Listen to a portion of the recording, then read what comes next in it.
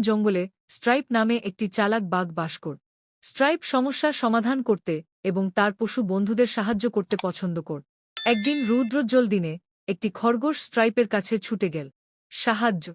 বট পাথর নদীকে আটকে দিয়েছে এবং আমরা পানি পান করতে পারছি না। স্ট্রাইপ কঠিন চিন্তা। তিনি তার শক্তিশালী পশু বন্ধুদের হাতি, গন্ডার এবং বানরদের জড়ো করেছিলেন। আসুন একসাথে কাজ করি, স্ট্রাইপ বলেছিলেন। হাতিটি তার কাণ্ড ব্যবহার করে জল ছিটিয়ে এবং পাথর ঠান্ডা করতে। বানরগুলো লতাগুলো সংগ্রহ করল এবং স্ট্রাইপ সেগুলো পাথরের চারপাশে বেঁধে রাখল। টান! তিনি গর্জে উঠলেন।